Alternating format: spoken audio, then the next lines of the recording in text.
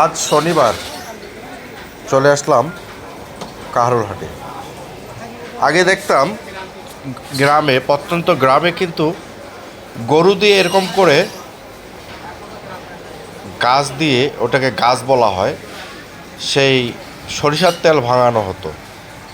আর এইখানে এসে দেখি ভিন্ন চিত্র।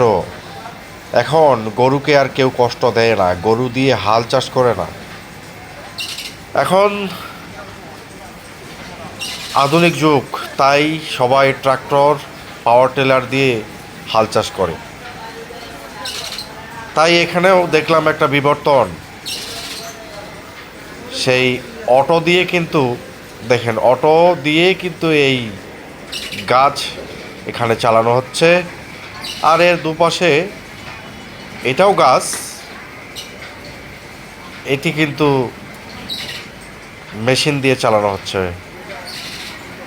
অর্থাৎ কারেন্ট দিয়ে চালানো হচ্ছে।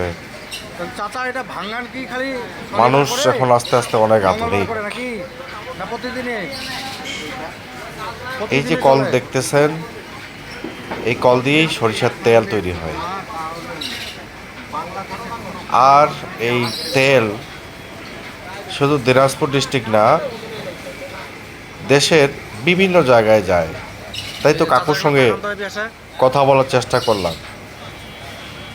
আপনার নাম কি? এটা তেলের নাম কাকু জানালেন, দেশি সরিষাটা এখন আর বেশি পাওয়া যায় না, দেশি সরিষাটা কালো এবং ছোট, এবং ওই তেলের ঝাঁজ কিন্তু অনেক বেশি, সেটা পাওয়া যায় না এখন। এখন যে তলাটা পাওয়া যায়, এটা হলো, এখন যে সরিষাটা পাওয়া যায়, এটা সরিষার নাম হলো তলা সরিষা। কিন্তু কাকু বললো এটা দেশি, আমাদের দেশে উৎপাদন হয় আর কি। কাকা, এই সরিষা কত করে নিতেছেন এখন? হ্যাঁ, এই সরিষাটাও আমাদের দেশে উৎপাদন হয়, কিন্তু এটি তলা সরিষা। বাড়ে গেছে। তার মানে সরিষার জাত ডেভেলপ হওয়ার ফলে এই সরিষার দানাটা কিন্তু অনেক বড়, এবং তেলের পরিমাণও অনেক বেশি এখানে। আমি শুনছিলাম, তো যাই হোক, সরিষাটা এই তেল ভাঙানো মেশিন, যে প্রথম মেশিনটা দেখছি, সেই মেশিনটা দেখে আমি অভিভূত হয়ে গেছি। আসলে বাঙালির বুদ্ধি আছে বটে। কাকু এখানে টাকাতে ট্যাপ মারাতে ব্যস্ত। আসলে দিনাজপুর জেলায় তথা দিনাজপুরে আর কি, এই টাকা 10 টাকা 20 টাকার অবস্থা খুবই খুবই খারাপ।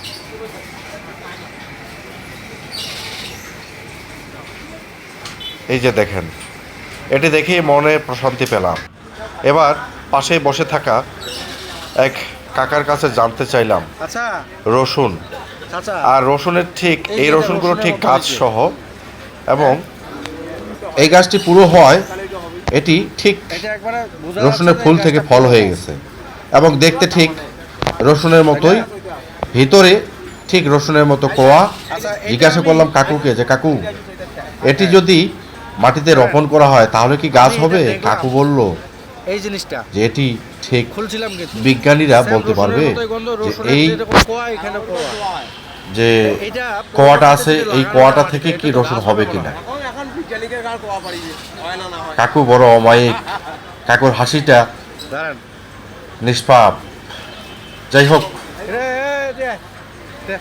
এই হাটে এসে দেখলাম কৃষক, এই ছোট ভাই, সেও রসুন, পেঁয়াজ, আদার সঙ্গে ব্যবসার সঙ্গে জড়িত।